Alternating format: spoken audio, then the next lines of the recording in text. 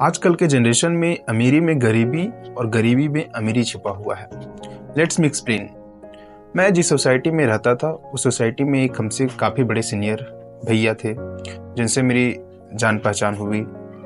उनका life style देखने से काफ़ी लगता था कि काफ़ी रिच हैं, अच्छी लाइफ स्टाइल होगी, क्योंकि वे एक अच्छी नौकरी कर रहे थे। जैसे कि हर किसी का सपना होता है कि खूब पढ़ाई करना है और एक अच्छी नौकरी करना है और अपने परिवार का स्टेटस उसको बदलना है। भैया का भी थिंकिंग इसी तरीके का था कि किसी भी तरीके से अपनी फैमिली का स्टेटस को बदलना है।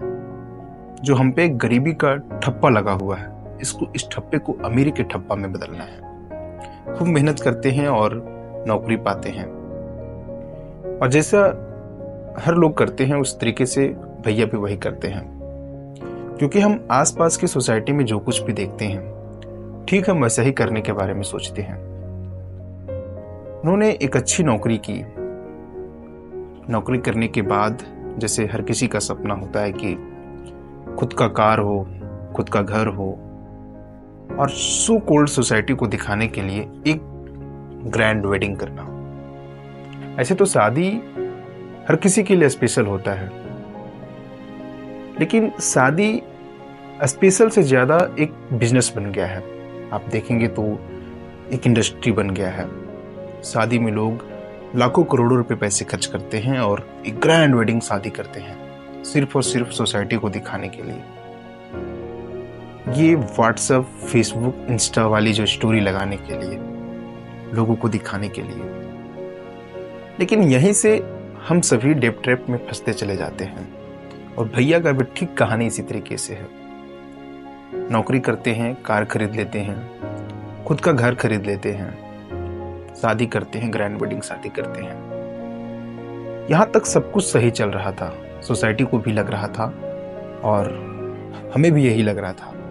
काफी रिच हैं, अच्छी खासी जिंदगी जी रहे हैं। कभी कभी महसूस होता था कि हम कहां फंसे हुए हैं। कोई कार ऑन कर रहा है, 20 लाख 22 लाख का कार खरीद रखा है, खुद का घर है, मैं रेंट पे रहता हूं, एक बाइक से चलता हूं। लेकिन जब और धीरे धीरे कुछ दिन बाद सामने निकल करके आता है भैया की रियलिटी, और ये सिर्फ किसी एक व्यक्ति की रियलिटी नहीं है, बल्कि ये पूरे समाज की रियलिटी है। और हम आसपास जिस भी सोसाइटी में रहते हैं उस सोसाइटी की यही रियलिटी है। कुछ दिनों के बाद भैया जिस कंपनी में जॉब करते थे उस कंपनी में ले ऑफ्स आया। भैया को जॉब से निकाल दिया गया, और सडन भैया के ऊपर बहुत सारे लायबिलिटीज थे। कार की EMI जा रहा था, घर उन्होंने खरीदा, होम लोन लेकर के घर खरीदा। जब शादी करना था तो पर्सनल लोन लेकर के शादी की। अब सारे EMI जा रहे थे, इधर जॉब भी चला गया। अचानक से लोन रिकवरी वालों का कॉल आने लगा। पूरी तरीके से सेविंग खत्म हो गया, और अंत में जाकर के सारे बर्डन को चुकाने के लिए और इस डेप ट्रैप से निकलने के लिए घर, कार, सब कुछ बेचनी पड़ी, और लास्ट में फिर से बाइक और स्कूटी पर आ गए। और ये सिर्फ एक व्यक्ति की कहानी नहीं है, और ये रियलिटी है।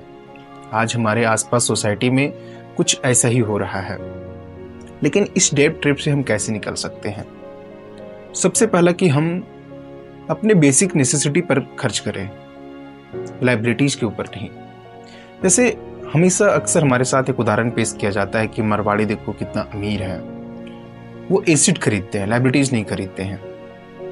और हम आसपास के लोग या फिर हम अपनी सोसाइटी को दिखाने के लिए लायबिलिटीज खरीदते हैं, कार शो ऑफ करने के लिए, खुद का घर सोसाइटी को दिखाने के लिए कि हम इतने अमीर हैं, ग्रैंड वेडिंग सोसाइटी को दिखाने के लिए कि देखो हमारा कितना हैप्पी रिलेशनशिप चल रहा है, हमने शादी में इतने पैसे खर्च किए। दूसरा कि हम जरूरत के ऊपर पैसे खर्च करें। अगर आज हमारी नीड्स अगर बाइक से पूरी हो रही है तो हम इसे पूरा करें। हो सकता है आने वाले कुछ सालों बाद कार हमारी जरूरत बन सकती है, हम कार खरीदेंगे, हम अफोर्ड कर सकते हैं। लेकिन फाइनेंशियली हम देखते हैं तो धीरे धीरे डेप ट्रैप में फंसते जाते हैं, उसके बाद हमें चीजें समझ में आती है। लेकिन हम जिस जनरेशन में है, जिस युग में है, आज के जो जेन जी हैं, वो लगातार इस डेट ट्रैप में फंसते जाते हैं और कुछ दिनों तक मुझे भी एहसास हो गया। अब मुझे लगता है कि जिंदगी में ये कुछ चीजें हैं जिसको बहुत अच्छे तरीके से समझने की जरूरत है। सबसे पहला कि हमें अपनी बेसिक नेसेसिटी नीड्स पर पैसे खर्च करने हैं। कोई अनवांटेड चीजें से अगर हमारी कार जरूरत नहीं तो हम कार नहीं खरीदेंगे। एक आजकल जो ट्रेंड चला हुआ है लग्जरी शादी का कि हमें इतने पैसे खर्च करने हैं, सोसाइटी को दिखानी है, हम इससे बच सकते हैं। सबसे जो बेसिक चीजें हैं कि हमें सेविंग करनी चाहिए और सेविंग के लिए सबसे पहला चीज होता है इमरजेंसी फंड। आप सपोज कार खरीद लिए हैं, घर खरीद लिए हैं, इमरजेंसी फंड अगर आपका जॉब चला जाता है तो आप 6 महीने साल भर इमरजेंसी फंड बना करके आप उसका यूज कर सकते हैं ताकि आप एक नए जॉब ढूंढ सकते हैं, दूसरा जॉब से। इस तरह कि हम छोटे छोटे पैसे बचाएं कल के लिए। और हम सभी लाइफ इंश्योरेंस और हेल्थ इंश्योरेंस को कभी भी इग्नोर नहीं कर सकते हैं। ये लाइफ का सबसे मोस्ट इंपॉर्टेंट चीज है। लाइफ इंश्योरेंस सपोज अगर किसी कारणवश अगर कुछ हो जाता है तो आपकी फैमिली को प्रोटेक्ट करता है, और हेल्थ इंश्योरेंस आपको हमेशा प्रोटेक्ट करता है।